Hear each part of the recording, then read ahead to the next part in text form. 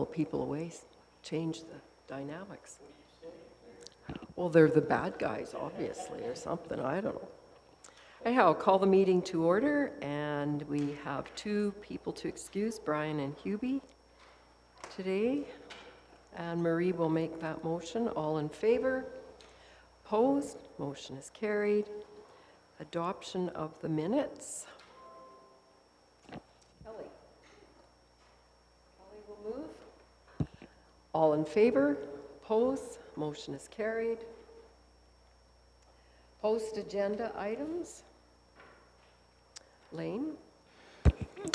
One discussion, we need to have some further conversation regarding the Gutfriend Road closure request that had been previously dealt with by council.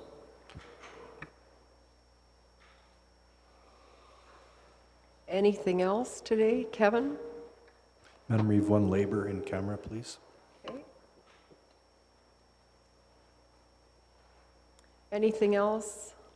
Could we have a motion to approve the agenda, please? Tracy moves. All in favor? Opposed? Motion is carried. Question period, notice of motion. We'll write to item 7.1, the traffic bylaw. John.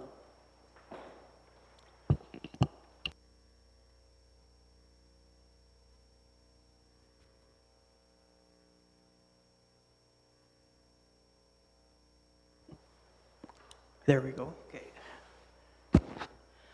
Good morning, everyone. I'm here to reintroduce the request for decision for the traffic bylaw. And you'll see on my RFD that what we've done is, as mentioned, we made some revisions to it. And by revisions, we removed some sections and we changed some of the terminology. The sections you'll notice that are removed from the bylaw are already dealt with under provincial law. So what we've done is we showed you the marked up version showing the edit changes that we're proposing, and then also a clean copy with the edits that we removed with the sections there, so you can see what it would look like. So if there's any questions, and again, it's just for what we're recommending or asking us for just a first reading first, just to see what you guys think of our revised version. Questions for John? If not, Kelly? Oh, Kelly? Not so much a question, but a thank you for presenting it this way. Sure. Makes it really clear to see where the changes are being proposed and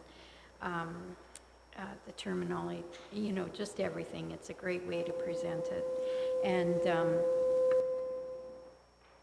And I would be okay with making that motion. Thanks, Kelly. Any other questions? Anne-Marie? I'm wondering about 17. And reading through it, and I know that you want to just cover each event that could possibly happen, but in 17 you talk about people cannot wash on roadways that causes water, debris, mud to be added to the roads. And so you go into detail. Instead of saying, like I thought, you cannot deposit water, mud, or slush on a public walkway, that would be enough for me. But you add quite a few more where if you operate a business, you cannot do it, or if you occupy property, you cannot do it. So I just wondered why you had to go into all those details. Thank you for the question. The reason we went this way is talking to other places, and it's more like a court thing as far as when we go to court and to explain to what's called the traffic commissioner, if we do charge under the bylaw, so that he or she, the traffic commissioner, will have a clear understanding and definition of what's going on specifically. Like if we do a general one, what we found is sometimes then it makes it a gray area and then there's more questions asked. So we thought before talking to other communities, if we made it very specific or as specific as we could, it might alleviate more questions from the court. Anything else? If not, I'll call the question on the first reading. All in favor? Opposed? Motion is carried. Thank you. Thanks, John. Item 7.2, bylaw, the urban chickens, also for first reading. So this was discussed during the last council meeting. The pilot project has come to an end. Council has expressed interest in moving ahead with making this a permanent program. 2 different bylaws will be required and would need to be given approval. First of all is the chicken, or the urban chicken bylaw. It would basically extend the program to all residential areas in the county, with the exception, of course, of Lake Knoll Resort and Rolling Hills. The other bylaw that is going to require a minor amendment is the animal control bylaw. So what we're asking council to do is give first reading to both bylaws. We would expect that it would be appropriate to hold off on giving second and third reading until the public has become aware of and given an opportunity to provide comments if in fact there are other concerns that council needs to be aware of. All right, any questions for Lane, Tracy? No questions, just wanted to make motion for first reading. Okay, so we'll start with that then. So this is the motion for first reading of the new bylaw. All in favor? Opposed? Motion is carried. And then we would need to also amend the county's animal control bylaw with a motion. Lionel will move that. All in favor? Opposed? Motion is carried. That's works, Lane, that's done. Okay. ICF. This is pretty exciting. We should bring out the champagne. Go ahead. Thanks, Madam Reeve. So the town of Bassano and the county have come to an agreement at the administration level and their council level to bring in the ICF agreement for services that we jointly provide or provide individually. It's been a great exercise with them. It's been a great relationship, full of trust and leadership. They were on the same page as we were. It met with council's goals of a 50-50 arrangement for recreation. It will come with some additional costs to the county based on the arrangement. There's some new facilities that have been included. The airport, Thrive, Community Hall are some of the things that have been included. But all in all, I think the agreement fulfills the goals and objectives of council and the MGA for the agreement. One of the things that they have agreed to continue, which we probably should include in the agreement, is $50,000 for programming, which will be shared 50-50 between the county and them, which will allow the groups to maintain access to the same amount of money that they've had for the last number of years. So there is no capital included in this. That'll be a one-off discussion each year as the capital budgets come together. It doesn't include depreciation or internal reserve transfers, so it's just out of pocket. They'll be responsible for the accounting. At the end of their audit, they'll send us an invoice. If we need to cash flow anything, we'll have to deal with that. I said that won't be a problem. It doesn't have to be in the agreement. But so all in all, we're very happy with it and propose to council that it be accepted and we move forward with getting the bylaw read and get it signed. Questions, discussion? Tracy? I had a question just more for clarification because I'm not sure I totally understand, but under the solid waste, it's got the County Knoll and Town of Bassano is requesting that the veto clause be changed to a simple majority, and I don't understand what that means. If I could get clarification, please. We could let Councillor Just respond to that, but it was a request in all of these that we put in.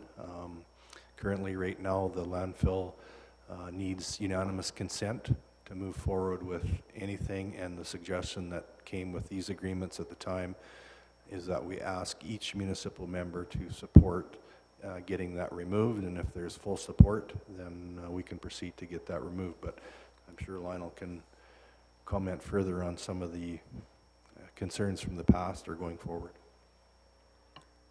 Well, we had a recent concern with it. We had an agreement with Sewa, which the county and all the other municipalities have agreed to, except one municipality councillor didn't agree. And so we wound up with an uncomfortable position there that we had to,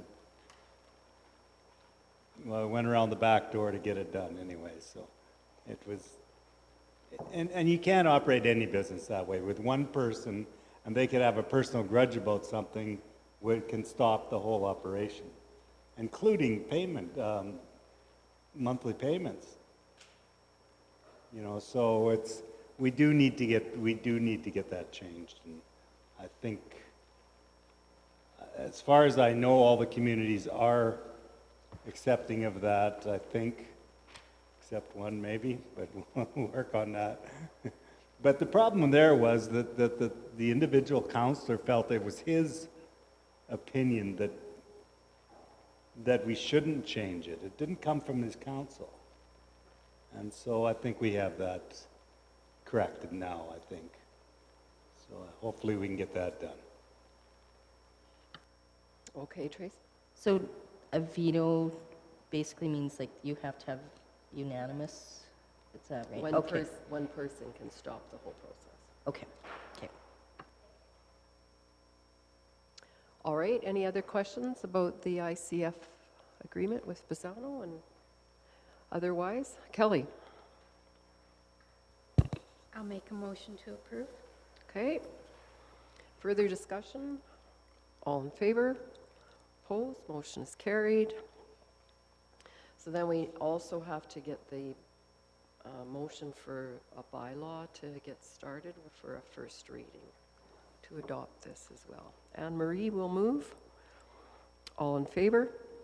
Opposed? Motion is carried. All right, delegations at 11 and at 1. So we'll just keep moving along, and Todd, I'm sure, will come in, and Matt. We can go to item 10.2, the appointment of the fire guardians. It's a pretty straightforward one.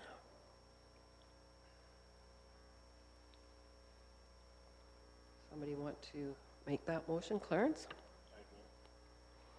Clarence moves the appointment of the fire guardians. All in favor? Opposed? Motion is carried. We have item 10.3, Citizen of the Year invitation request for proclamation. Somebody want to? Ellen will make that motion. All in favor? Opposed? Motion is carried. We are at councillor payment sheets. Any discussion? Trace? I'll make the motion to approve. Tracy moves approval. All in favor? Opposed? Motion is carried. Taking us to checks for payment, payment registers.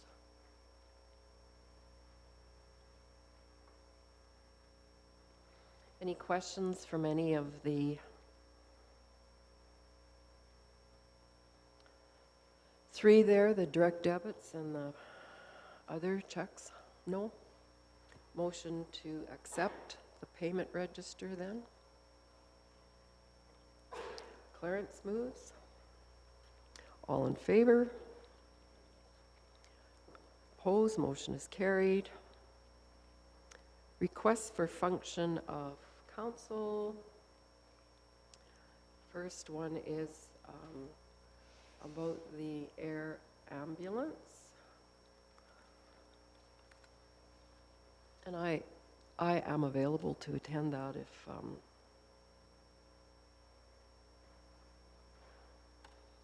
for one, that's on next Wednesday, the 28th, I think, isn't it? Thursday. Thursday at 2 o'clock Thursday. And I think it makes great sense for us to do this rather than have a separate meeting. So, get a motion of council. Anne Marie? All in favor? Opposed? Motion carried.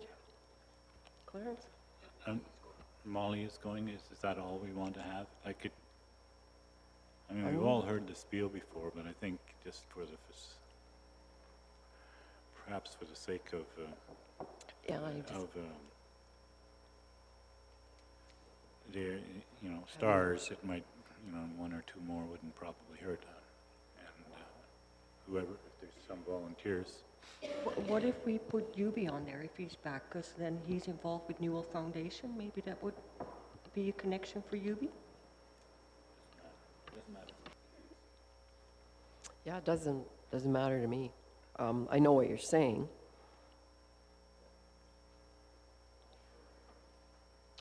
Wayne?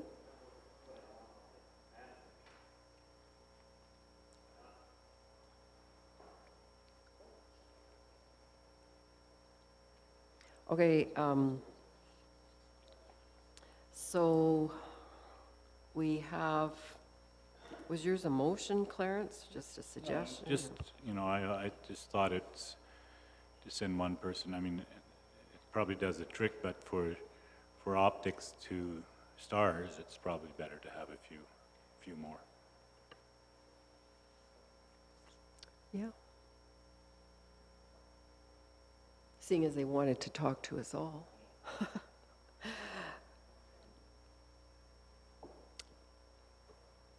And so that was a suggestion, and Wayne, you have made a motion, is that what you have done? No, not a guess. Did you? Yes. Okay, and your suggestion is for Ellen and Hubie as well? Or maybe, Marie, you might have made a motion in between there, I'm not sure. Yeah, I started the motion that you would go, but if you guys feel that more go, then, I think two is enough, because we already heard stars, and optics towards stars doesn't mean anything to me. But anyway, it's not a big deal.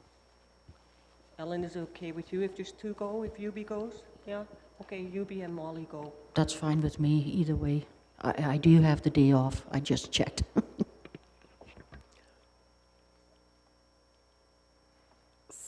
So, But for staff, I don't have to include that in the motion, right? Do I have to include Lane in the motion? No. all right, so Ellen, so in order of suggestions taken, I have gone from Clarence to Anne-Marie to Wayne. So Anne-Marie's was then for Hubie, was, okay. Hubie, Molly, and staff. All right, all in favor of that motion? Opposed? Motion is carried.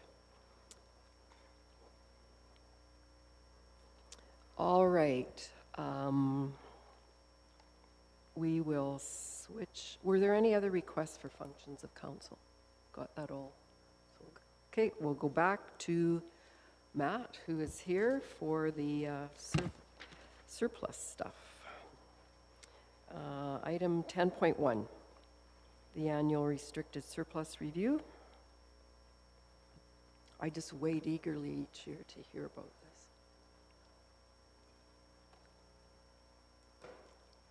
this. Good morning. Good morning, Matt. Ready to talk some numbers? Always. I mean, anytime I start diving into restricted surplus, it makes my head spin because we're looking both backwards at a point in time and into the future. So one of the things in my conversations with other finance folks throughout the region, other peers, they look at our balances sitting in investments and restricted surplus, and they say, well, you're doing great. I say, well, you know, we do have 180 bridge files at about $1 million a pop that we're going to have to take care of into the future. We have a $54 million water system that we're going to have to take care of into the future. We've got 1,500 kilometers of roads that we take care of. So it's tempting when we see the balance in our restricted surplus funds to think that we're sitting on a gold mine, but I don't think that's necessarily the case. I think we've been prudent with the policies that we put into place for socking some money away on an annual basis. There's probably some room that we could do a little bit more, depending on what our philosophy is looking into the future for replacing our assets. We'll be having a conversation in a few weeks, I think, about recreation facilities. That's one area that we've started to sock some money away for.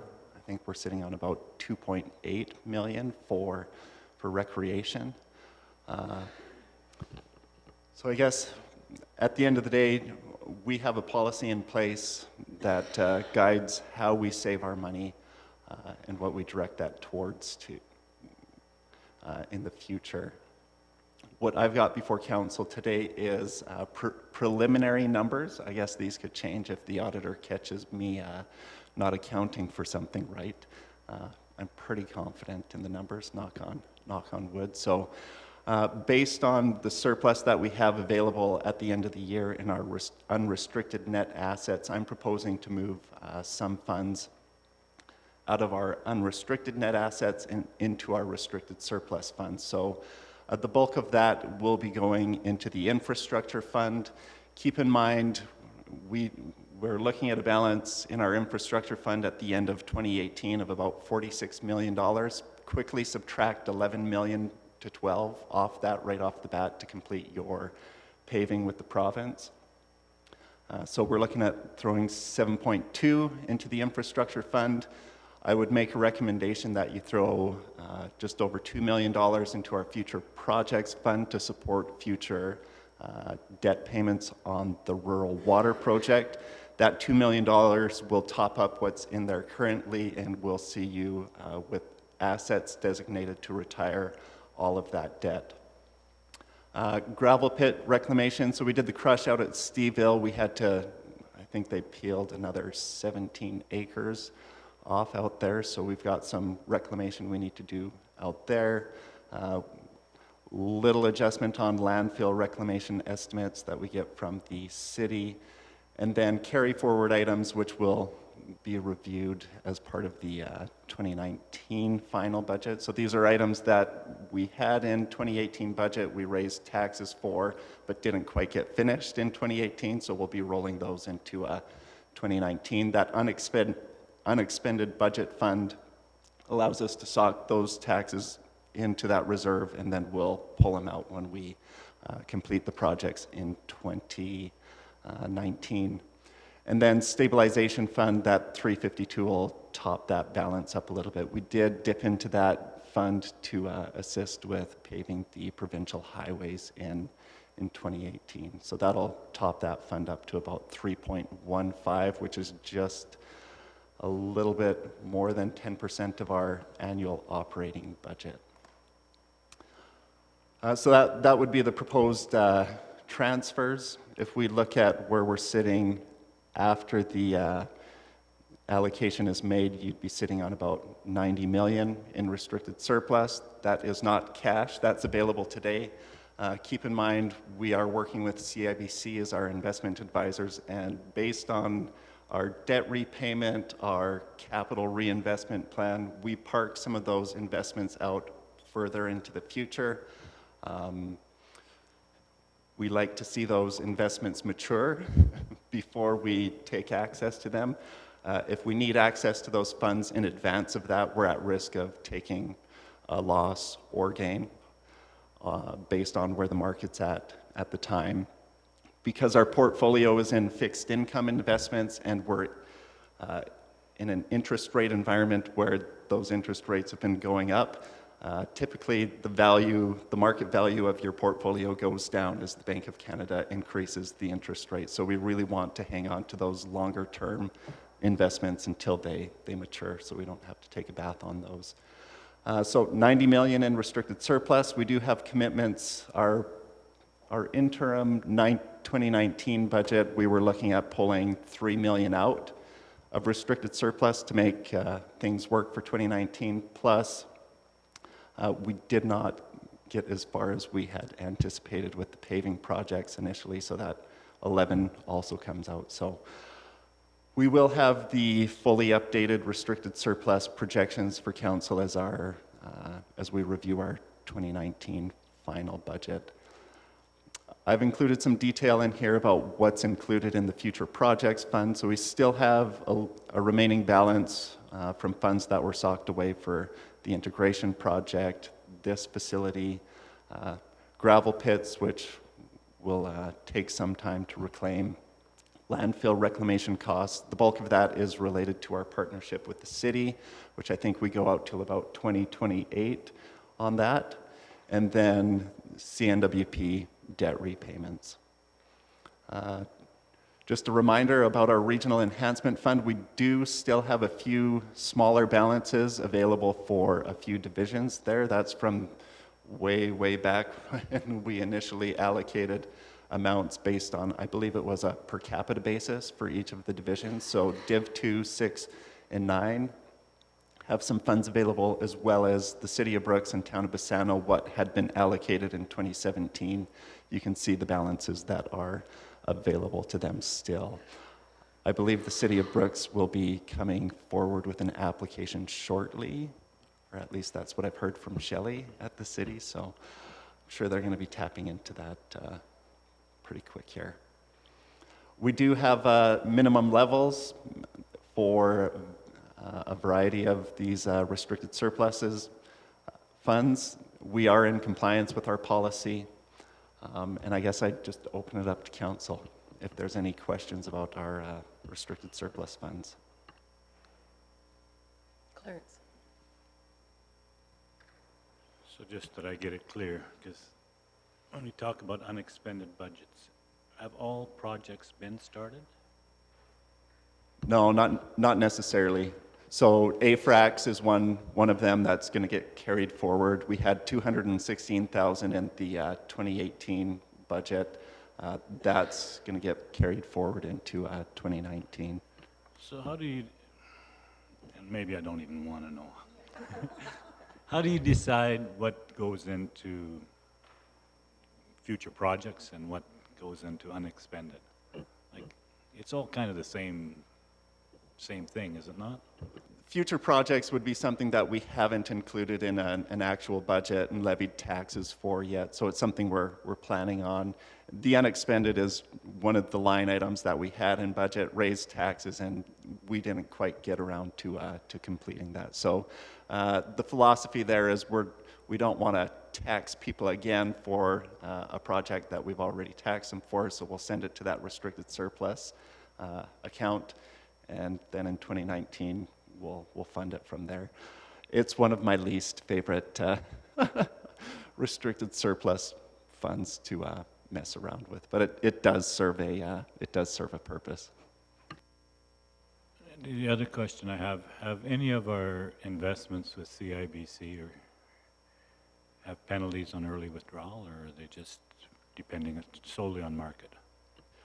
All of our investments are liquid. There's the only penalty that we could potentially realize is, as I said, if we want to unload, say, a bond that pays a specific interest rate early, where the Bank of Canada has ratcheted up their interest rates by a couple of points, the market's willing to pay less for those bonds that we have now. But a penalty, that's just selling it at the wrong time. Right. So we don't want to sell it at the wrong time. No early penalties for liquidation.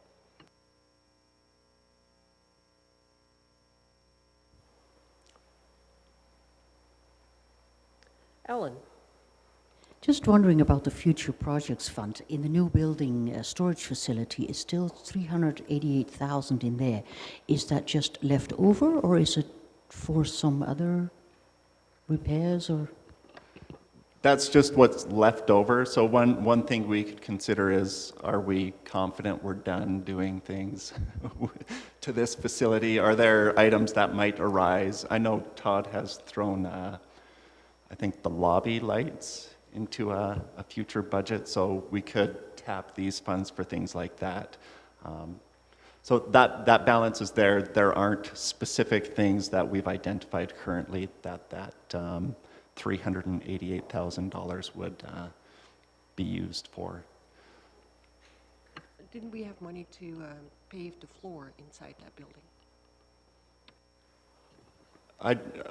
We haven't set anything aside specifically for paving inside, or concrete. Is that what you're talking, concrete floor?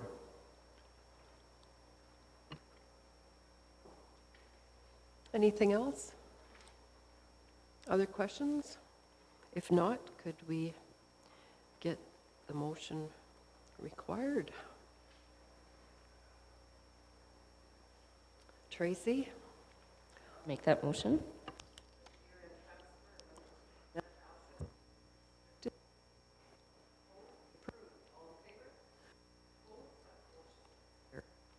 Thanks.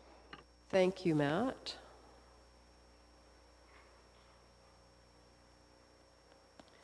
So Terry is here, so we will move to item 11, municipal services and the proposed dust abatement program.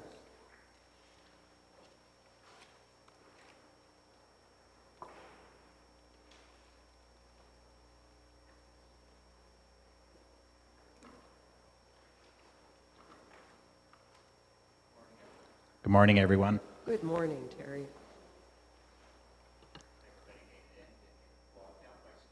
No, no, it's,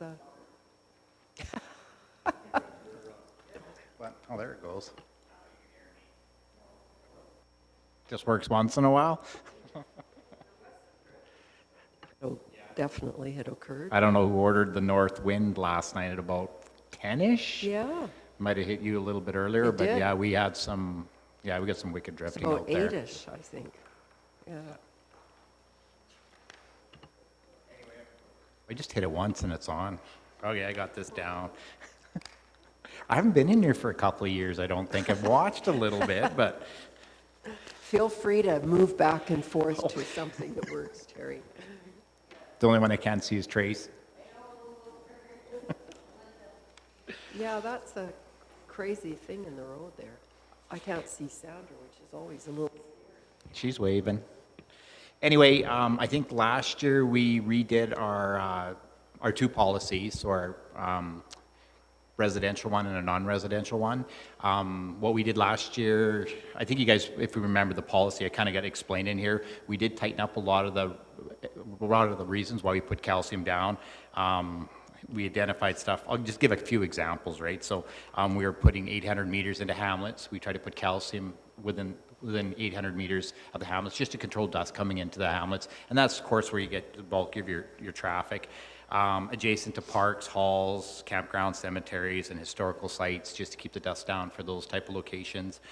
Gravel roads that, of course, run parallel to paved roads, which you never want to see the dust carrying over onto especially the Trans-Canada. There's a couple along the Trans-Canada primarily. And then 100 meters just where our trucks go on our haul routes, right? And we've identified them.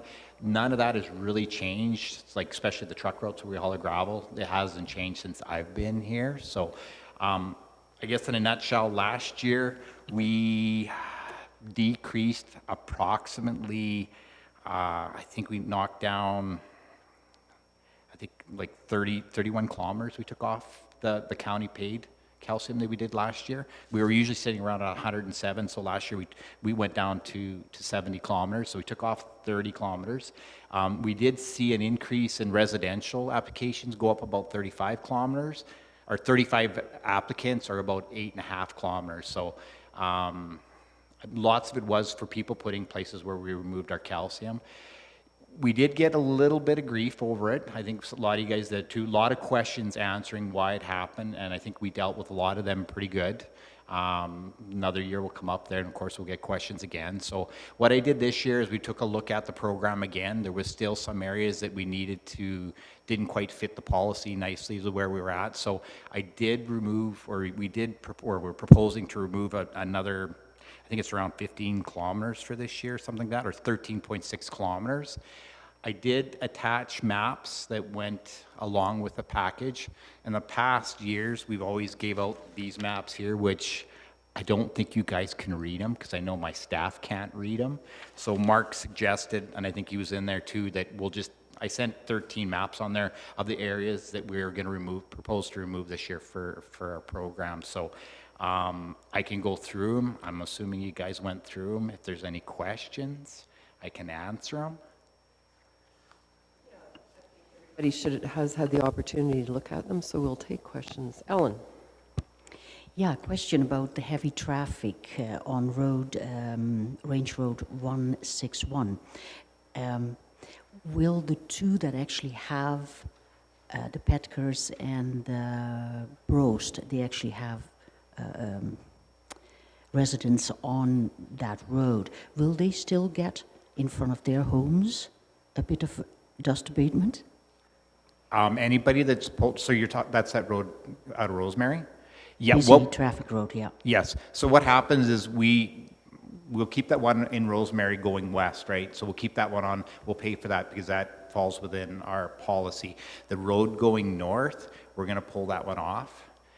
What happens when we pull those roads off, we send notifications to the residences, and then they have the opportunity to put calcium on themselves. So what we'll see on that road is there, and most residents there will apply for it, so they'll either put 100 to 300 meters in front of their place, and the rest of the road probably won't get calcium on it, but those people in the residents, like everybody else, has the opportunity to go through the program and get calcium at half the price, right, as long as they put out there. And I think I listed on there too all the residents that are affected, because I think Mark talked about that last year. There was an inquiry on who exactly would be affected. So most of them are pretty small, but there is some, like in Castles, there is quite a few people that live in those higher density areas with acreages and stuff like that. But we'll send notifications out. Jolene's got the letter ready. I just need the thumbs up or thumbs down. So, Clarence? So we've got a policy. I mean, you've got those, and this is not a criticism of you, Terry. It's just I want to know where we're going. So is it a reduction? It's definitely a reduction in service level that we give to certain residences in our county. But are we trying to equalize the services? Are we going to a lowest common denominator? Did we reevaluate the 30 kilometers that we did last year? Have we ever considered doing it in alternate years? Kind of wonder if we're trying to get out of the calcium business. Because I think it's really a quality of life thing for a lot of these places, and I look at things like 80 meters applied entering hamlets, which is fine, I agree with that. But we have some subdivisions, and we have some stuff in here now where we've got areas that are probably bigger than some of our hamlets, where as many people are being affected in the hamlets. So just some thoughts that I'm not quite sure where we're going eventually, where we want to go as a council. And so it's just some thoughts I had, and when I look at some of the ones here, and I had trouble figuring out exactly where they were, but the ones around Brooks and where there's, 10, 15, 20 residents being affected.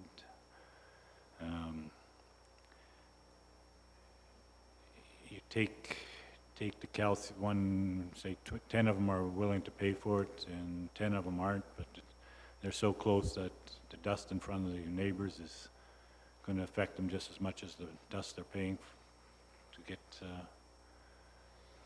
they pay for their little stretch and the next door neighbor doesn't, and well, that dust is probably affects them just as much as what's straight in front of their place. So I'm really a little bit concerned on whether we're just cutting this a little bit too fine, or maybe we want to. Maybe we do want to make it user pay, but I'm not quite sure we've got a real good answer to all those questions, but it's the stuff you deal with every day, so just thought I'd throw it out to discuss around this table. Well, I, for one, encouraged our staff to come up with a policy that could be laid out so that it takes away more of the political decision-making.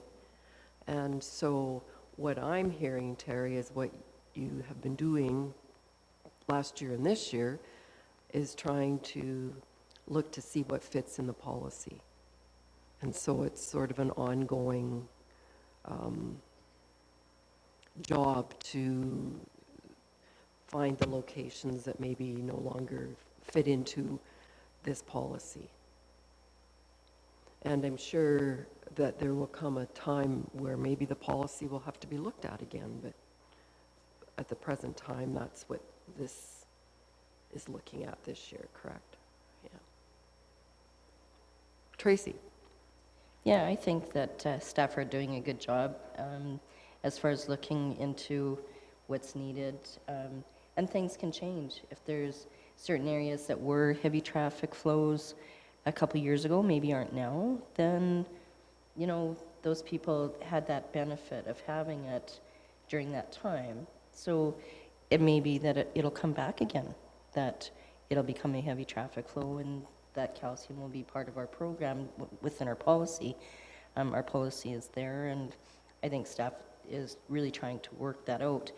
I just have a question, though, on Division 5 through the hamlet of Castles. Where's that? And I know where this stretch is, and it's very residential. Was that a high traffic flow, or what was the reasoning for calcium, putting the calcium in that stretch before?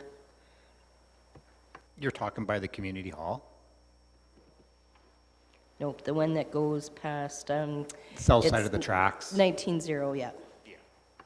I mean, I believe that was on there, maybe somewhat for heavy traffic, but more or less because I think the concentration of the residents is on there. And it can be a busy road, but that's been on here ever since I've been here, for 10 years. So I believe partly that there might have been quite a bit of heavy traffic there, and then also the concentration of the residences. You want to know why we pulled it off? Removed it? I guess, yeah, and if you, by removing it and putting it back to the landowners to take it upon themselves to get the calcium, what is the road upkeep going to be in that area? Or like, will you go back in and grade it now, or? Yeah, that'll happen there. We'll probably figure out once the calcium is put down how much we have left there too. There's a lot of residents on there, and what'll happen is once they send the letter out, they will start calling in there, and usually I try to get them to talk a little bit, and hopefully that a good portion of that road will have calcium on it if they all go for it. If not, we just go back to regular grading there. So we'll grade it like once a month there. It'll be regular grading there. I mean, that road there, we put the calcium down and we grade it once a year, and after that we don't see anything there too. So a lot of it will be in a year. We'll know how it looks like, how the calcium will lay out with the residents putting it down there, and then whatever's left there, I will grade in between when it's needed.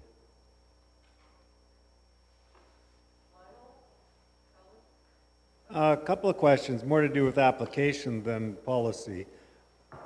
Are there different areas in the county with different soil conditions that the calcium stands up better on? And also, Clarence mentioned it, perhaps we could do it on an alternate year basis and skipping a year and seeing, have you had much experience on skipping and finding out what kind of results? Because I know on our own calcium, I'm sure we could go 2 years, it looks like, without a problem, but that may only be because we have a low traffic area, I'm not sure. Well, the first question, soil types, has a huge part of putting down calcium. A lot of it is the soil structure. I know well, you got to have it's your aggregate types in there too. So we like to have your gravels, really fractured gravels, sands, and then clays, and then there's plasticity is really, really fine sand or fine clay, or bentonite is really high plasticity. That actually is what forms everything to fit together really, really well. I kind of, Tilly, because of the clay content and a couple other areas there, I noticed that the calcium will stick around and last a lot longer. Places like castles or where you have a little bit more sand in it, it does tend to break down and go, you tend to break down and lose it a lot quicker. One other thing that I find that where you'll tend to lose it, well, of course, heavy trucks and heavy traffic will break it up, but your base of your roads, right? Base of your roads are really key on it. If you have any moisture down there, much like building a road, if you have a good base, the pavement will last a lot longer, but you will see it where the base, if it's wet or there's water standing there, that the integrity of the road will go, well, the road base will cause the surface of it. It starts deflecting and breaking up and going apart, right? Rains usually help build it up. I know with us too, and I talked to quite a few other guys, trying to crown the heck out of the road before we put it down there, because rain is probably our biggest nemesis. As soon as the rain sits on, you get little potholes, it just destroys it. So a lot of it there, just putting good crown on it. So as long as the water sheds off continuously, it holds up a lot longer. So that's just practices that we try to play by, and when we apply it, putting it down. But you've seen it, one good heavy truckload at the wrong time of the year in the springtime will flatten the road out. As soon as the road flattens out, you start getting potholes, it breaks apart on you. So second question, as far as applying every 2 years, it does work great in some areas. A lot of residences do that. Like they'll buy calcium every 2 years or something like that. If it works for them, I can't see why it wouldn't work for us. I know a lot of roads that we've put calcium on for 10 years plus, there's plenty of calcium there. We may see it this year, especially around town, that people may not participate in the programs where we put calcium down we put calcium down for 10 years, but if they choose not to put it down there, it will sit around for about a year and a half. Depends on the traffic again too. So I don't know whether, we did the airport road for years, 1 year on, 1 year off, the Bazzano Airport, for the reason that it wasn't very busy. So pulled that one right off, Kelly, because I think the main reason it was put on there because of the air show, right? And the air show hasn't been there for years. You've been telling me that for years. So I'm always nervous about, well, it is too, but I mean, what is it? Yeah, I know. The only thing is I'm always concerned about airports because of blowing dust and sounds and aircrafts coming down, but we haven't put calcium on there for a while. I pulled it off. We'll just keep an eye on it, right? If it becomes an issue, we'll come back and talk to you guys again, and we'll do that. So I don't know about, so you're just thinking alternating or the stuff that we do alternate? I don't know, Lionel. It's a tough one. It's a tough one. We get back into why we're here in the first place. I give you calcium because you're on a busy road, but you're on a really busy road too, and I don't give you calcium. And yeah, well, but I mean, that's what happens, and that's where we get into a bind. We've been in there lots there too, where we get stuck between two people, and I guarantee you, if you talk to any resident, everybody here has a really, really busy road. So apart from doing an all-out study and when the season's happening and stuff like that, so we'll pull back and let the residents pay for it and go from there. We'll keep an eye on it. Last year was tricky, but we got through it. And this year we'll do a little bit more and see what the results are. We record everything in complaints, and hopefully we have some good information after that. But I think we'll get through it. It'll be all right. People adjusted. They didn't like it because they have to pay for it. But I think that's one of our goals too, is more the user pay and it gets used a little bit more wisely, right? You touched on my comment exactly. Our struggle is the definition of heavy traffic. And if we could maybe switch or even categorize our roads in levels or in something else, again, it's based on discretionary conversation, but if you could come up with labels other than heavy, low, maybe that would help out in the long run, but because that's the struggle with every year, well, my road is heavy. Look at these big trucks. Look at the dust that's flying. I can't even breathe out here. And so, and you've heard it all, but if we could somehow label the roads, like the Hall Road. We have a road labeled in Div 6 that is labeled the Hall Road. And that is where heavy traffic hauls. It's not H-A-L-L, but H-A-U-L. And we do that road, and that is designated for big truck traffic. It leads out to a couple, three or four gravel pits out there. So labeling that has really not only sent the trucks down that road, but also allowed us to fully calcium that road and label it as the use for that road. So it's helped. I'm just trying to help talk through it, but it is a struggle every year, this definition of heavy traffic.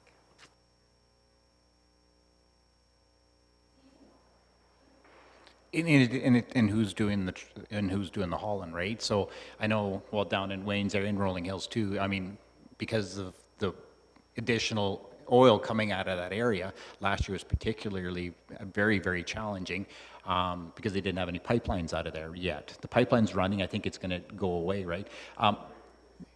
Yeah, which is fantastic. Like, I'm glad for that. But there again, that one there was easy because it's a heavy road, but I could focus on, we knew who was doing the traffic, right? There's one oil company, they're doing the traffic, and we worked with them. They were pretty good. They're reluctant, but they worked with us, and they paid for the calcium and put it out there too. As far as everything else, how do you go after, a feedlot that's hauling manure and farmers and big ranches? Big farms are getting big, and it is so seasonal, right? Rolling Hills, I know, coming just before breakup there, they start hauling seed potatoes out all over the place, and we got one road there in particular that they haul seed potatoes out right through breakup, and I mean, they have to get the seed potatoes out, right? You go and talk to them about calcium, and they are pretty good. They do put them down in those locations and stuff like that, but I think that's kind of what we do right now is try to pick off who's causing the dust and try to work with them and the ratepayers that are affected by the dust, and they do that lots now. So I know for me, I know Synovus drives past my place. I have an agreement with them, and they pay for my calcium. Lots of agreements out there, well, Torkson now, but lots of agreements out there too. It's just working with the rest of the industry. If they do a lot of dust, they should be helping out the residents, paying for them too. So that's kind of the approach. I've always kind of juggled with that, try to keep everybody happy that way, but it's whoever's creating the dust is partly responsible, should be paying for the calcium. So that's a tough policy to write. That's just a little bit of talking and working with people, right? So.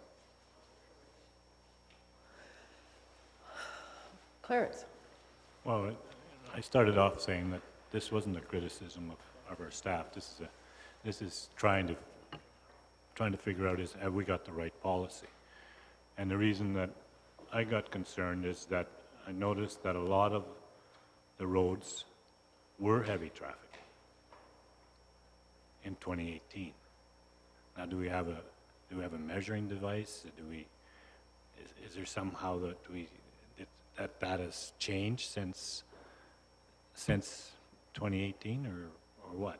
The other part of it that concerns me is that some of the population densities are pretty dense for what we call dense anyway out in the rural areas. So I guess my question to Terry is there something that's lacking in our policy that you can suggest that'll make your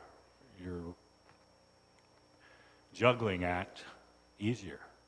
Or are we going too far one way or the other? Is kind of where I was at. And because I'm getting concerned when we say it's a heavy traffic road and we have dense population and we're taking the calcium off.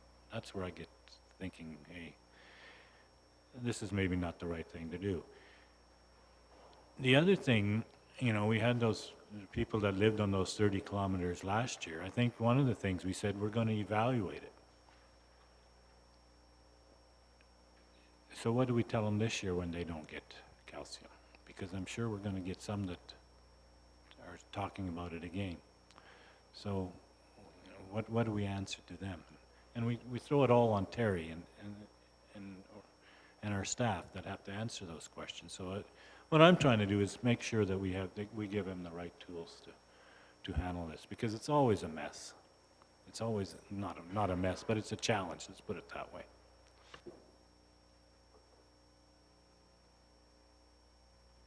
Ellen? Just a question, Terry. You were saying you have, you're in contact with whoever is causing the dust. Would JBS be one of them? Do you have talks with them at all when a farmer, let's say, orders so many tons and tons of manure, and they'll pick one particular farmer, and it could be 800 trucks both ways, I mean, each way? And I think you had one fly by your place. It was last year, the year before, right? So we kind of deal with them. There's only 2 or 3 companies that actually haul manure and do the big manure hauls around here. They know to call us, and that's what they'll do. They'll actually give us a call and let us know what's going on. Probably the one in Rainier, for me, is actually a pretty good success for me. They call me every time they move, and when they start moving lots of manure, they give me the roads, they give me the routes, and they let us know what's going on there. They do now send out water trucks, and they will help out people with calcium too, but that's the biggest one with them. As long as they either help out with the calcium when it's a 2-week, the thing is with manure haul, it's a 2-week operation or 1-week operation. They don't feel necessary that they have to pay calcium for the whole year. The other alternative, it's dust. And I said, if you guys are hauling for a week or 2 weeks out there, please send out water trucks. And last summer they had 2 or 3 water trucks out, and they just kept watering the roads down where they're running and keeping the dust on. And I think everybody was happy. I don't get very many concerns from the Rainier area like I used to. And that's just because the feedlot operators, they communicate with us, and you kind of give them the story. Like, the residents are going to be dusted out, and they're going to be upset. So either you help them with calcium or run a water truck and keep the dust down. So there again, too, it's just working with industry on stuff like that. And as long as you communicate and realize that they're going to keep everybody happy, or they're glad to help out. And I don't have too many that give me grief anymore. They call in and they're nice about it, and we're good about it. We don't have anything.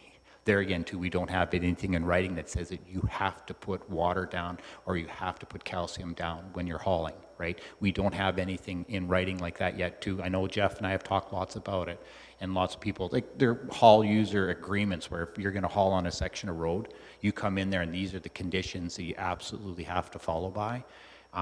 We have general ones for them, but not specifically. But right now, I think we're doing all right with industry cooperating with us on those types of things. So they're pretty good. Well, we do have some one-offs there too. But the other thing is we start making them putting down bonding, and we start enforcing it hard and go from there. I don't think we're quite there yet. We're managing it pretty good right now. I think if it gets to the point where it's really tough for us to manage and we're getting ourselves into binds, then we have to come back to you guys and figure out what we can do to make our lives a little bit easier on that. So. And we still subsidize the calcium for homeowners? Yes, yeah, So- yeah. They get a half price. Yeah. Kelly? I see the concentrated areas that have been labeled as heavy haul areas, and maybe they're not, they're more concentrated living, and we have other concentrated living within our jurisdiction that has not been receiving the calcium at our expense. They've been paying for it at their own expense. So I would like to take staff recommendation and make a motion to approve option number 1, approve the plans as presented, with the agreement that staff continue to work on this policy and bring it back if they need support from council. That's my motion. I'm always hoping that would be the case anyhow, without the add-on, but no problem if that is your motion, Kelly. Any discussion? Questions? All in favor? Opposed? Motion is carried. Thank you. Thanks, Terry, and feel free. Come and bug us anytime. All right, it's 11 o'clock, and we have the quarterly reports from our enforcement agencies. And so, John, I guess we'll start with your report. And I know we have quite a few people around this table, and not everybody might be familiar with everyone here. So we will do some introductions, and I'm Molly Douglas from the north part of the county and get to chair meetings. And I'll move over there to Lionel. Good morning, Lionel Just from Division 10, which is north and east of Brooks.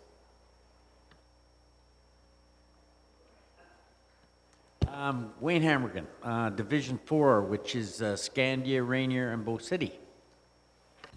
Wayne was busy writing our names down so he could remember them. Kelly Christman, the west side of the county. Hi, Chris. Anne Marie Phillipson, Patricia area. Good morning, Clarence Amulon, Rolling Hills. Good morning, Kevin Stevenson, County Administrator. Good morning, Tracy Fife, Division 5, which is west and south around Brooks. Good morning, Ellen Unruh, and I represent the area around the village of Rosemary. Good morning, Ariana Nielsen, Executive Assistant. Lane Johnson, the Director of Corporate Services. Sandra Stanway, Brooks Bulletin.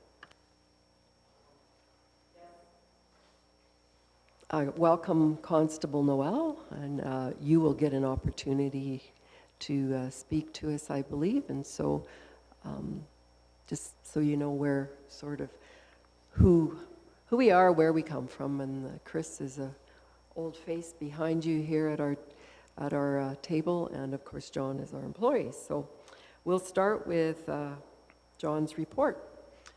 Good morning, everyone. My council report is for the October-December 28 time period, and during these months, our department focused on the areas addressed in the provincial traffic safety calendar. And the areas of focus were for pedestrian safety, seat belts, and winter driving. During those months, our department did issue 68 warnings and 63 tickets. Our department also conducted 22 investigations. Joint operations were conducted with the Department of Transportation and Fish and Wildlife. Myself, I attended Rural Crime Watch Town Hall meetings. The meetings were held in several locations throughout the county: Tilley, Dutchess, Patricia, and Rosemary. Our department also continues to utilize the speed signs to educate motorists on their speeds and for data collection. And what I've done is enclosed in the report further information on the incidents and tickets versus warnings done by our department. Any questions on the report? Thanks, John. Any questions for John about the stats and the incident reports?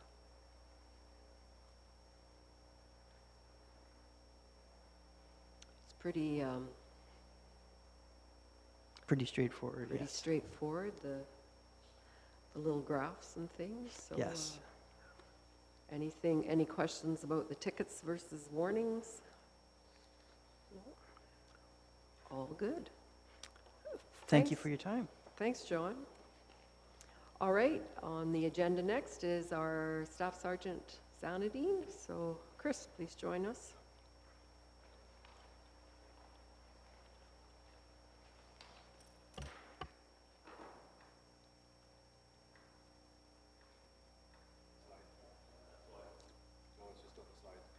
You have to turn it on, probably. Maybe it's not on. I'll figure it out yet. Thank you for having me. It's tough, but it's a rule. To start off, I think when I sent Ariana my report, I don't think I sent you the crime stats for the fourth quarter. I apologize. I've got them here.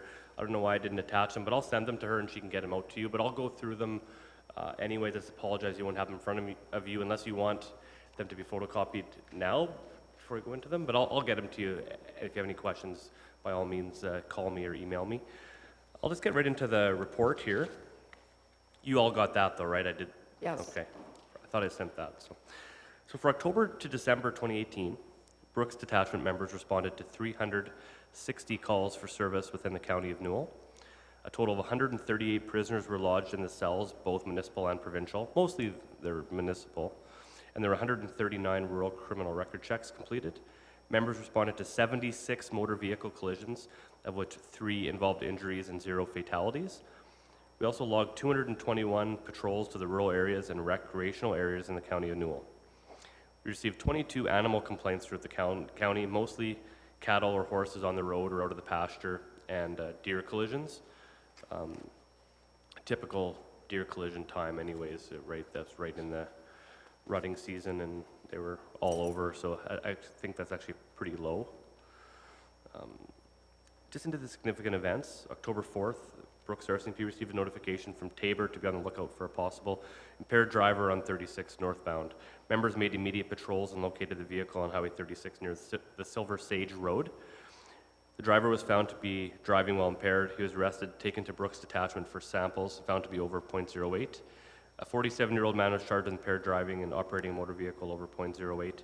It seems like almost every time I report here, there's at least one impaired on 36 where we get a call in. There was a fatality on Highway 36 yesterday, I believe, in Tabor's area, and it wasn't impaired or anything, but things happen when people are sober and doing their best to drive safely, let alone putting these types of people on the roads that put everyone at risk, especially when we get into hockey season, when there's so many teams traveling on these roads to all the the rural rinks and whatnot. So we really try hard to get out to these as quick as we can, and we were very fortunate. They called from Tabor, and he was already at the Silver Sage Road by the so moving along at a pretty good clip. So we were pretty fortunate to get him where we did. A couple more minutes, we might have been by us. So November 2nd. Brooks RCMP responded to a complaint of a break-and-enter to a business's shop in the area of Range Road 150 in Township 192. Suspects stole some power tools and copper wire valued at approximately $2,100. The business had an alarm, however, it was not activated at the time. No surveillance was on the premises. Oftentimes when it's copper wire is a hot commodity because they can recycle it. There's really no standards for any businesses or any companies that accept it for recycling to prove where you got it. If you pull up in a 1984 Mazda Miata with heavy batteries and cables spooled up, I would be asking some questions why you have that, but unfortunately there's no obligation for anyone to do that, and they're really not doing anything wrong. But oftentimes that fuels the drug habits right at the end user, right at the kind of the lowest denominator. That's often who we find when we do catch them, what it's for. So this would be quite indicative of somebody that's would be taking it for feed a drug habit. Again, when you have surveillance or alarm activated, that really helps us as well, to get there, because it's better than having it reported. If it happens on a Friday, us notifying on a Monday, we're really kind of working backwards from there. On November 3rd at approximately 9:30 p.m., Brooks RCMP responded to numerous 911 complaints of a vehicle traveling on Highway 1 eastbound in the westbound lanes of Brooks. Members located the vehicle east of Brooks and spoke with the female driver. She was not impaired or suffering any medical emergency. She was traveling from Medicine Hat to Edmonton. The investigation revealed she was a newer driver, but she was actually aware that she was on the wrong side of the highway, but continued anyways at highway speeds and didn't change directions, even though there were several opportunities from roughly 36 to there's a few turnarounds that you can hit, right? And the vehicle passed several other vehicles going the wrong way in the dark, narrowly avoiding a collision with a family. The 21-year-old female driver from Edmonton was charged with criminal dangerous operation of her motor vehicle. She previously had no interaction with police and did not have a criminal record. She has since pleaded guilty to a provincial offense, like a ticket, of dangerous driving, careless driving, I think it was, and received a large fine and a 3-month driving suspension.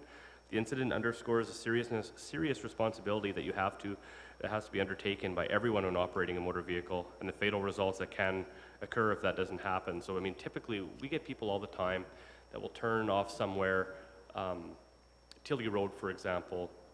You know, I've had it for sure where people turn and end up in the wrong lane. We don't typically charge them with dangerous driving because it is an accident. It's still careless, but you know, with this person, you know, very seldom have I ever seen anyone charged with criminal code dangerous driving for something like that, but she knew she was on the wrong side, continued at highway speed in the dark, and just didn't seem to understand the gravity of the situation. So when we looked at everything, we felt that a criminal charge was warranted, and she did plead guilty to a ticket, so she won't have a criminal record from it. In the end, that's probably the best case scenario. She was suspended from driving for 3 months, so she could, you know, cool off her wheels for a while and realize the seriousness. Because I mean, that could have been, you know, multiple fatalities, especially if it's around, you know, shift change at JBS or something. You know, I think it was the right choice, even though a good person, no criminal record, but they need to get the message that, you know, this is serious. So, you know, you would be fingerprinted and photographed and put through the whole process and have to go to criminal court, even though it ended up with a provincial charge, which I think was the right answer. It's kind of balancing out, you know, public safety and interest.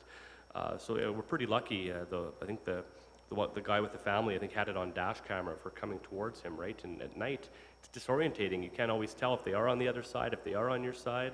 And it's a very dangerous situation overall. So I think she got the message. She pled guilty and won't have a criminal record from it that will follow her forever. But I think she understands now the seriousness of that, you know, of that action. So we're pretty fortunate there.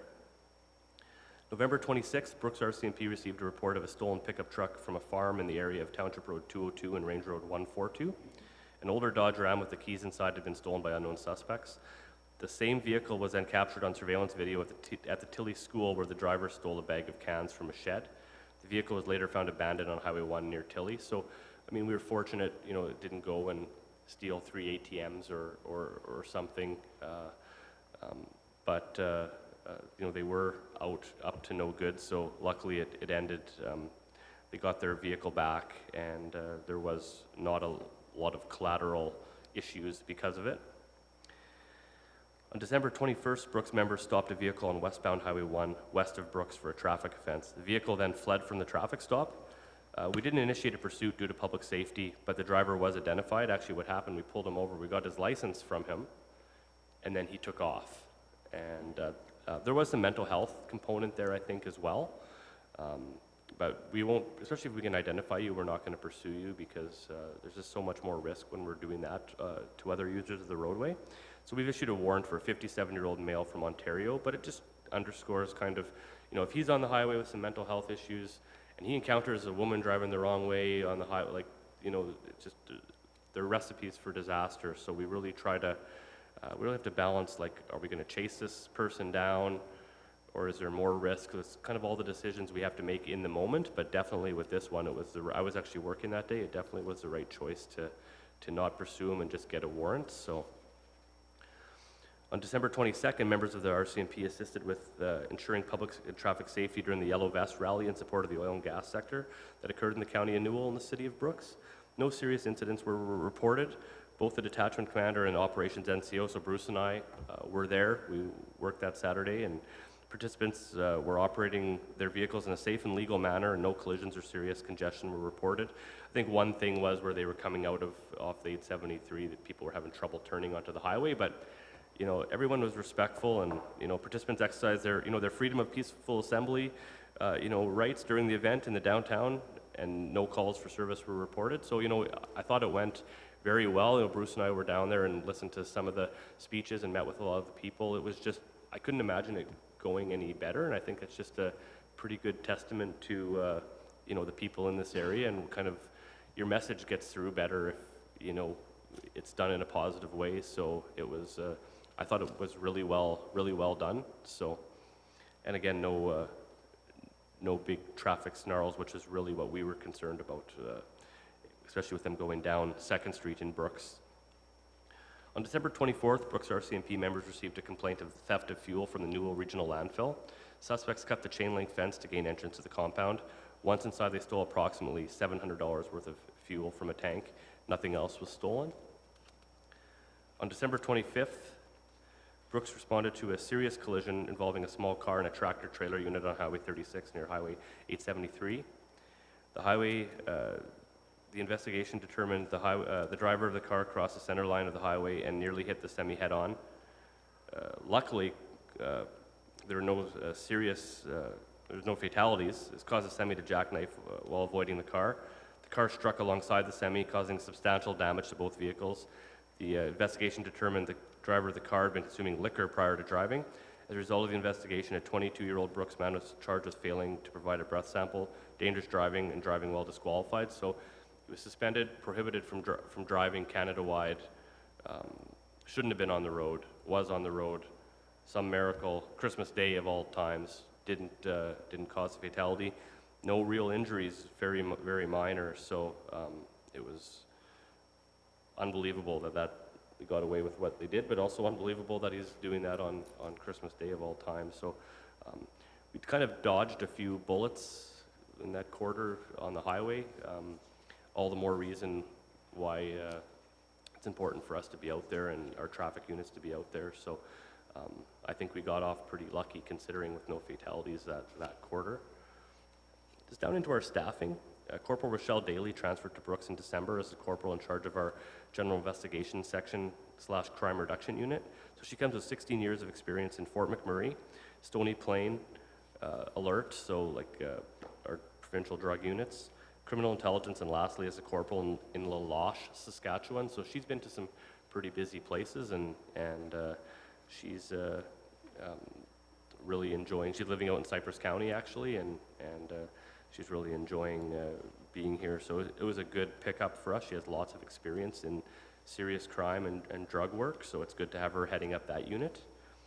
Constable Andre Basson is conducting his field training in Brooks and will be taking up a Bizano detachment upon completion of his field training. So he's posted to Bizano. He's doing his field training with us just to get more experience and a wider variety of calls. And I'm not sure if Chris is going to mention it or not, but in that time, since their corporal hasn't arrived yet, I've kind of cut a deal with our district where if there's no one working in Bizano, we're responding to their calls and taking their calls for them when they don't have anyone working, which is actually can be fairly advantageous because they don't have to call somebody out if there's something. We have somebody already working and can respond quickly. So I've had our people kind of go out and do some patrols in their area when there is no one working there. So we have kind of their schedule and we make sure we've coordinated it with Chris and I think it's worked pretty well. That's been a couple of months. Chris will be able to speak about when the new corporal arrives, but it's kind of been a win-win. Their members had a few months of getting exposure to a wider variety of calls, and then he'll go back to Bizano with that experience at the end of his 6 months. So he's got 2 months to go. I just signed off on his 4 months today, so I should have brought him with me. I never thought of that. Could have met him, but yeah, it's been working well. Constable Amandeep Saran graduated from Depot in January and has started his career in Brooks. Prior to coming to Brooks, he grew up in India and then moved to Winnipeg. He's been there about 5 years, so he's used to the cold. He's used to he actually started, I think Groundhog Day was the last day we were above zero, and I think he started the day before that, so he brought the misery with him.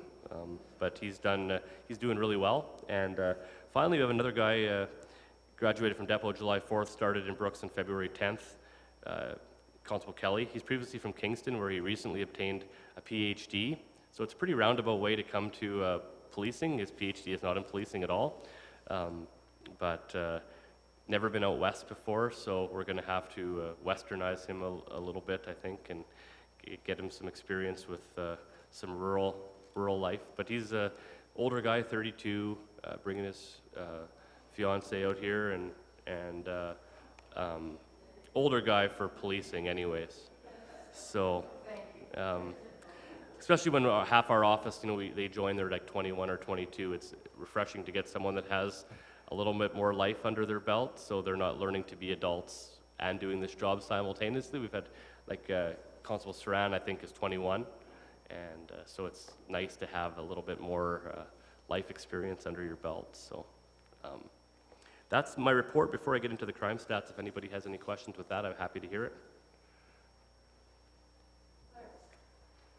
So someone like the fellow that you picked up on Highway 36, he doesn't have a license, he's driving while disqualified. Now he's driving while disqualified again, so what, I suppose, he has to go through the court system, does he? And that hasn't happened yet, I take it. Yeah, he probably would have had his first appearance. He wouldn't have, I didn't look to see if he could have possibly pled guilty at that time. I didn't look to see. But I mean, the fact that he's driving while disqualified shows that he's already been charged criminally with a driving offense, convicted of it at least one other time to have that, if not more. Due to the seriousness of it, they could ask for jail time. They could ask for a, quite an extended license prohibition. But I mean, if you're driving anyways, a prohibition oftentimes doesn't mean much to some people. So I didn't look into what his background was, his criminal background was, but especially now with some of the tougher laws and sanctions that they're facing,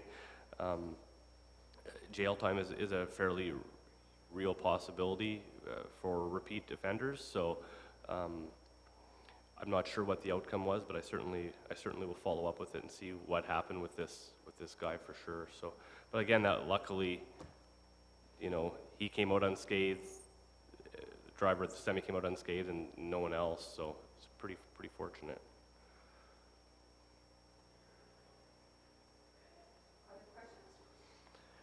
So let's go into the crime stats here. So I'm very pleased with the direction that we're going. I know I've spoken a few times with some of the rural crime, in other areas that is going up, and I spoke about wanting to get ahead of that in this area. And for 2018, our person crimes are down, our property crimes are down, our overall criminal statistics are down. So our person crimes are down 33% from 2017 to 2018. Our total property crime was down 2%, and actually we had fewer motor vehicle thefts in 2018 than we did in 2017. Theft stayed roughly flat, but these are the numbers that I want to see. It's definitely trending in the right direction, and it's trending counter to some other jurisdictions. I'm sure you folks meet with other rural municipalities and might hear some different stories, but here things are trending the way that I want them to, and we want to keep that up, because it isn't what we're seeing in all those other places. So total motor vehicle collisions as well, we're down 5% in the county. Another one I was happy to look at was false alarms were down 36%. I spoke about those at the city meeting on Monday and explained about how they're so time consuming. Well, they're that much more time consuming in the county, because if we have a residential, whether it be a panic alarm or something, we're driving there, and whether that's outside of Jenner or Rainier or what have you, like, we're going there to see, and 99.9% of the time it's nothing, but we can't risk it being nothing. So it's good to see a fairly substantial drop in those numbers as well.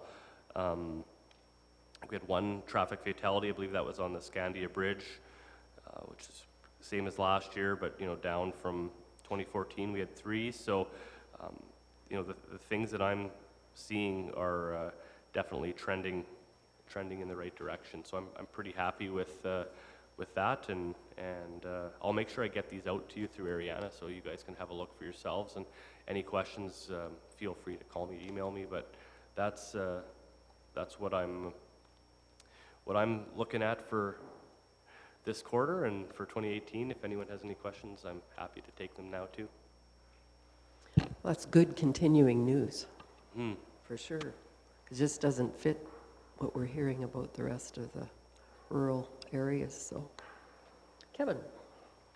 Madam Reeve, just a question on classification of the county. When you mention enforcement in the county, does that include single digits, double digit highways, triple digit provincial roads that include towns and villages? Or is it specifically county where our jurisdiction? No, it would include like Highway 1, if, you know, if we have an offense going through on Highway 1, double digit 36, it would include that as well. I think our analysts can break it down even further, but it would include those roads for sure. Yeah, just when I heard 335 as a number, I thought, wow, that's a lot out in the county if it's not provincial jurisdiction. Yeah, no, there are a lot of, like, I mean, yesterday, I think, I was talking to Sandra about it, there were some collisions yesterday, and, you know, you get 5 different small collisions, you know, they add up pretty quick, right, in one day. So we're pretty lucky with, you know, fairly mild winter leading up to the end of the quarter anyways, and you know, it'll probably look a little different the first quarter of 2019 with the weather we've had recently, but yeah, that includes them all, so. Other questions? All good? Thanks, Chris. Thank you. So we'll invite the other Chris, the K Chris, to join us at our table.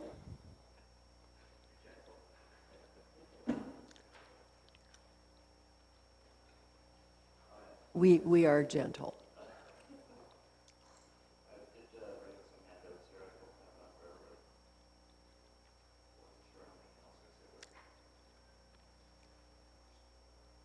Oh, okay. Thank you.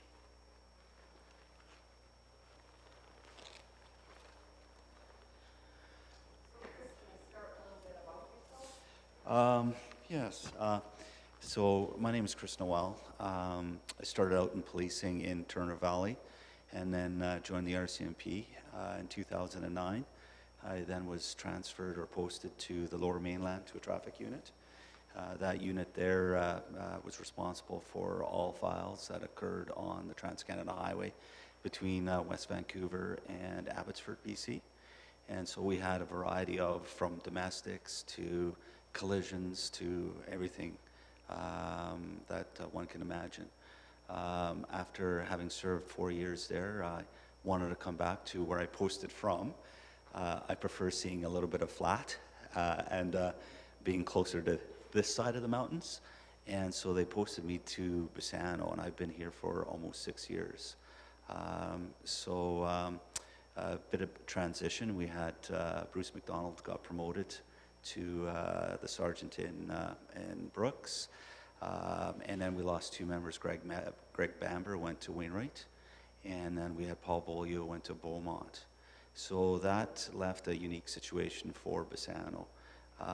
And that's when I was approached to just be the incumbent and carry Bassano until Sebastian comes in. And I'll talk about Sebastian in a bit here, but he'll be the new corporal coming in and taking over in March.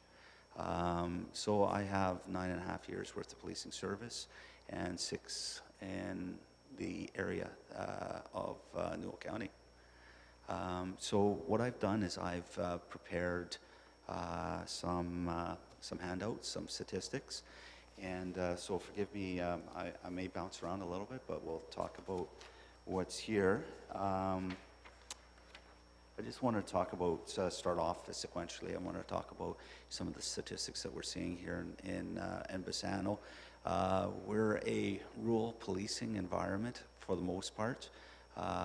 We police basically Bassano, Gem, Hazard, and Rosemary. So most of those towns, well, I would say all of those towns have a good thing going for them, and that is that there's really not a tremendous amount of call service. As I like to say, it's nothing or everything. So we just basically prepare ourselves for the possibility and then deal with it when it does come forward. So my statistics are generated from January to December 2015 to 2018. And I just wanted to talk about, I'll get into some, I know that there's a famous homicide that happened in Bassano. I'll just touch base on that later. But just based on statistics right now, there hasn't been any homicides. The robberies are still non-existent. We had one sexual assault in 2018, and 4 assaults, an increase. So we're noticing an increase in assaults. I don't know if it's a pattern where people are feeling more free to contact the police. You know, we strive to build a rapport with our community so people can feel free to come and walk to our front counter and talk about these things. And based on the events that they discuss with us, we may think that there may be some charges that are fitting out as a result of it. And what's good about that is that we can intervene before things escalate, and we can have protection measures set in place, dealing with our stakeholders like Victim Services, our neighboring detachments like Brooks, and the CPOs, you know, in your county, right? So we all work as a team. There hasn't been anything heinous, if I can say, so there hasn't been any extortions. Criminal harassments, uttering threats are one. Break-in and enters, we talk about rural crime and the increase. I know it's been faced in the media, and it's very important to folks in our community, you know, to feel safe. So we've noticed that there's 3 right there. What we've done is I've done a community consultative meeting in Rosemary just to get the feeling of what are the priorities of folks in that area, and to learn from some of the habits of the criminals. Part of it is a two-way street in learning from the constituents as to what they see, and then dealing with it and setting up the measures that are in place. So with that, we have seen some increase. I don't think it's been dramatic. There have been some interesting scenarios that have developed from some of the crime sprees that we've seen, but we've been able to measure and deal with those appropriately and in a safe manner afterwards. In terms of thefts have relatively, they've gone up and down. They're as to where they've statistically been. There's really no weapons offenses. In terms of enforcement when it comes to drug and that, there has been not too many occasions of that. I will talk about an event about impaired driving, and because of the new legislation that's come into place where cannabis has become legalized, and some of the mindset surrounding that. I'll talk about that in a bit here. But in terms of enforcement, other than reactive and proactive, there hasn't been any for production or trafficking in our community that we're aware of at this point.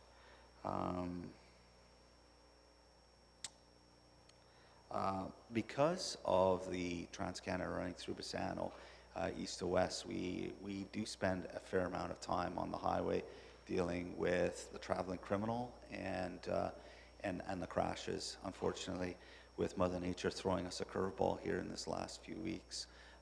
We've had an increase in collisions due to driver error and other reasons.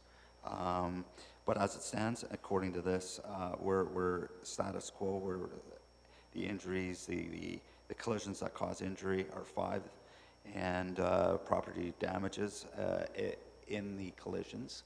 So that's where vehicles were damaged, or signs, or other things. We're actually down.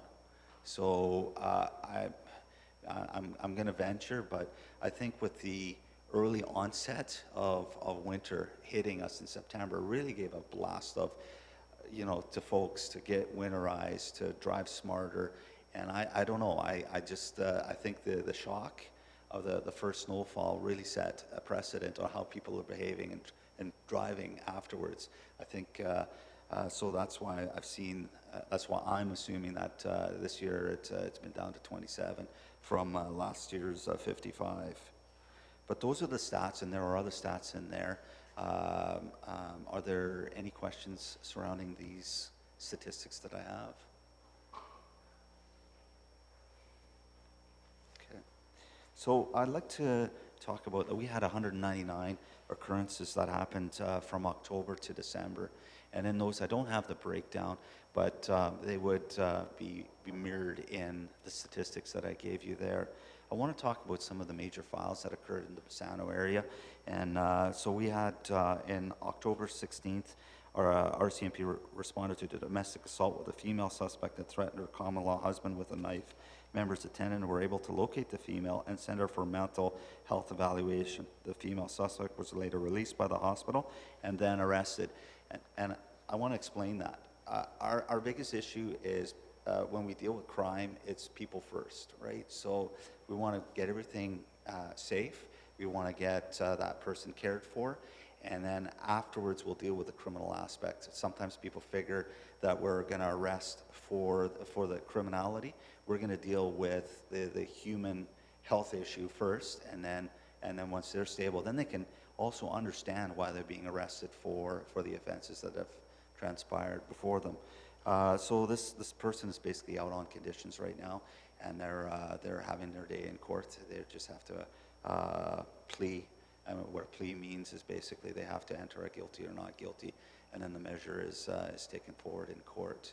After that, and this is what I wanted to talk to, is we've had the legalization of cannabis, and we are in the process of educating folks about the dangers of impaired driving, which include now not only cannabis, but just even over-the-counter drugs, you know, which if for pain ailments. But in this case here, it's not getting to everybody. And so on October 30th, Bassano RCMP responded to a complaint of a possible impaired driver.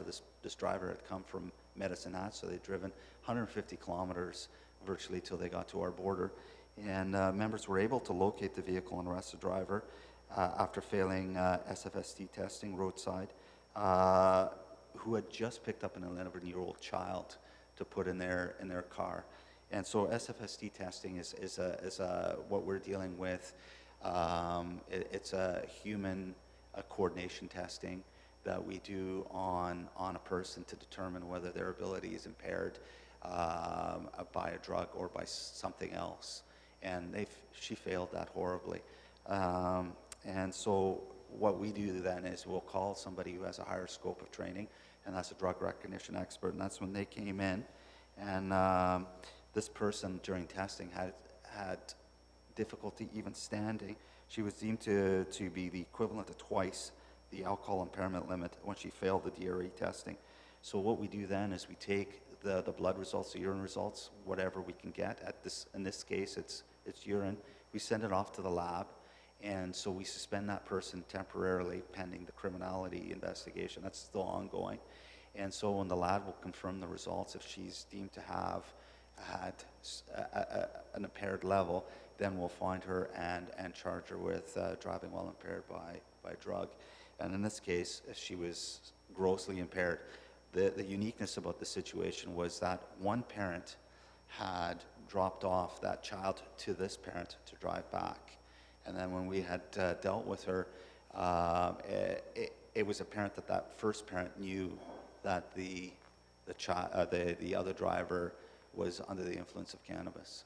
So this is what we're trying to do is get that message out.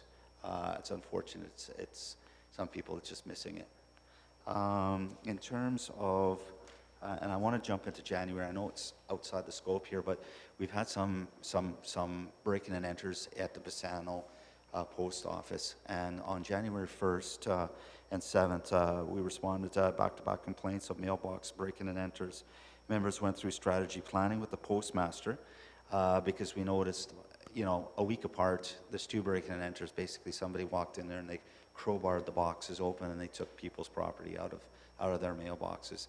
They targeted on the Fridays before the weekend, so those folks that didn't get to the post office on time left it over there, left it over the weekend, and some people lost some property. It's undetermined what property was missing because some folks don't know or didn't have an idea as to what was being mailed to them. What we did is we approached the postmaster in Bassano and we offered some suggestions. as to how to better remedy this. And a big thing for us was surveillance. What the postmaster did is they broached it with Canada Post, and they're dealing with it internally in order to have some other tools for us if somebody's doing this, and we can maybe determine who the suspect is and go press charges. At this point in time, we have no suspects about those events. Stalking in January, we had the RCMP responded to a stalking complaint where a male was watching the residence of his ex-girlfriend, and the RCMP arrested the suspect for intimidation, which went for a peace bond. And on January 31st, the suspect made contact with the complainant despite no contact conditions and was quickly rearrested. The suspect has since been released on additional conditions pending a plea date. So we have a zero tolerance to domestic violence, and part of that is intimidation. So if you, the way we view it is that if you've been charged with an offense, a serious offense, intimidation, stalking falls within that, we put you before a justice of the peace. So the justice of the peace will then release you on certain conditions if they see that you're not posing a risk to the community. In this case, they did. They released them on conditions, and then they went to court and they were released on a peace bond. So where a peace bond is beneficial to this person, it's a chance. So they're not charged criminally. They're released on a peace bond, which says that for X amount of time, they can abide by these conditions. They'll have no criminal record. Unfortunately, this individual then reoffended, and because the conditions were in place and we knew about it, we found him and arrested him and processed him right away. So now he's under stricter conditions, and he will have his time in court, where his peace bond could be collapsed and he could face criminality. So, and could be jail time, could be fine time, could be anything. But our policy is just that we deal with the matter very abruptly and quickly, so that there's no ability for it to really get out of hand. And part of that is, in this case per se, we established a pretty good rapport with our victim. So as soon as that there was an inference, she felt comfortable to approach us right away. We want to basically make sure that the victim has that sense that they can talk to the police and bring it to us right away, rather than feel that they're burdening us. So that's why we're able to quickly respond. And I'll talk about the homicide in its generalities. And this is where we were greatly assisted by Brooks. Unfortunately, because of the manpower issues that we've had, we've been mitigating it, managing it with Brooks and Staff Sergeant Sanity. In this event, we basically had a home invasion, and it was determined in that investigation that we found a deceased female inside the residence. We arrested her husband and charged him with second-degree murder, and he currently remains remanded and awaiting a trial date. So this is where it was good to have, Brooks monitoring the airways for the shortfall. So there's no gap in service, because it's either we're on duty in Bassano or Brooks is on duty monitoring the airways, and we can get there as quickly as possible, arrest and deal with the people that are problematic for us, and then Bassano then assumes that responsibility back because it's our jurisdiction, and then we carry forward and hopefully get a successful result out of this. So those are the big files that occurred here in Bassano that I can speak of. Are there any questions surrounding them? A couple of weeks ago, we had an annual meeting of Rural Crime Watch, and we had a guest speaker there. Okay. I forget his name, but he was the one that would be called if there was an impaired driver suspected of drug use. Was that Corporal Goliath? The name escapes me. Okay. But, Yes. but the question is that he is leaving the area or already left. So what's the backup plan? If there was only one officer that could do that test now? No, and I'm glad that you, I can answer this. We are continuously training drug recognition experts. We do have, I believe there's 2 members in Brooks that are drug recognition experts, or evaluators, we'll call them, sorry, that I'm aware of. And in the event that there's nobody in the area, We do reach out to Drumheller and to Strathmore for those experts to come forward. When, and this is the nice one-stop shop at the RCMP, is that when we need a resource, we can reach out and get it. So your answer is no, you're not left without a DRE.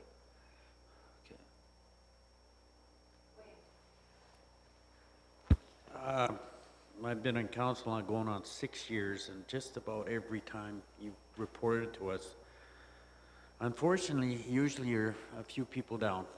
And I mean, you guys are doing a great job with a few people down. Currently, how many people or officers is the RCMP short in Canada? Do you have a figure for that? And I don't. Is there any movement to start training more people? I do see, we see numbers, you know, how many classes go through Depot. So I do see that there is a need, and I do think that the RCMP are addressing that as best as we can. The process in hiring a member is not as simple as you're a good guy or a good girl, come on down and you know, put a gun on and wear a uniform. There's a tremendous amount of background that's done on an individual before they're actually even allowed to come and participate at Depot for training. And so that wheel takes some time to get going. And, but I do think that the RCMP are addressing that as best as they can. It's unfortunate that it takes time, but I'm happy to report that there is no gaps in service despite what I'm suspecting is your question alluding to that, is there enough manpower in this area if I'm going to supersede and superimpose that? No, I think that even though there's maybe not enough manpower nationally, and there is always coverage no matter what. That's good. Good to hear that you're working so closely with Brooks. I did just want to remind you about the meeting today at 4 o'clock.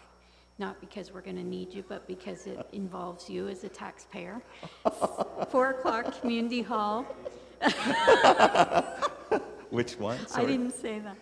Pardon. It's a regionalization meeting. Okay. At the Community Hall from 4 to 5:30. Okay. At the community. Oh, I already said that. Yeah, at Yeah, Bassano's Community be Hall. there. Oh, yes. We'll be there. Thank you. Thank you. So at the present time, how many staff are involved with Bassano? I know we have Yeah. here the ones that are coming. So who we have is staffing right now. We had Constable Gia came from Ontario. He was actually a electrical engineer, and he went and did his training, his field training in Gleason, and he came on ground, boots on ground, as of September 1st. So he's the other half of me, and then there's me, and then the backfill is Brooks for the shortfalls. And then the other two gentlemen, I guess. Yeah, they so are. I'll speak to staffing here. So I think that's where we're jumping to, Molly. Yes. We have Andre Bisson is basically a sheriff, a former sheriff. So he comes with some policing experience. And just so that we could give him a little bit more exposure, Bassano is all or none.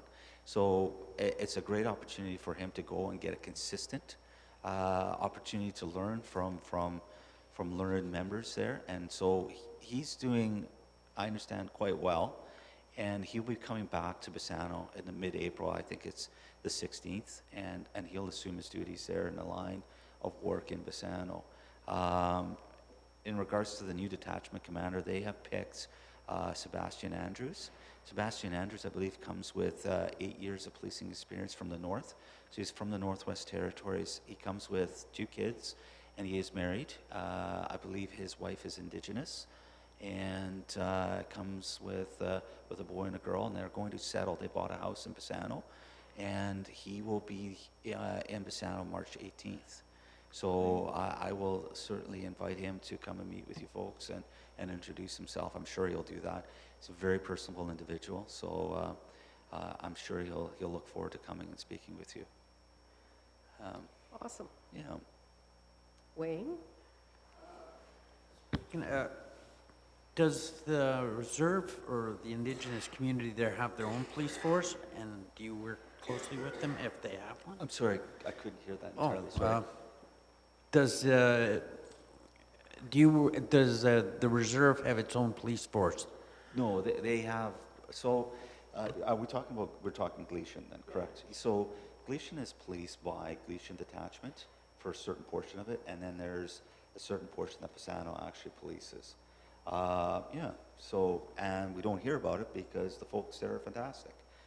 In 6 years, I have dealt mostly with cattle rustling, cattle missing, and maybe missing people. There's never really been anything of violence on that side of the reserve.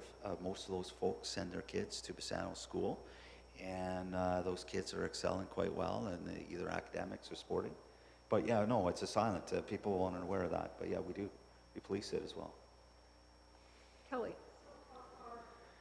Yes, do you go? I think we start off at map 10, and then map 11 is ours. So if you were to take Gleason and split it into thirds, we're the last third. So I don't have a map in front of us, but it's, yeah, that's our area. So if you were to take the dam, you know where the dam is, and drive across it, that is our area.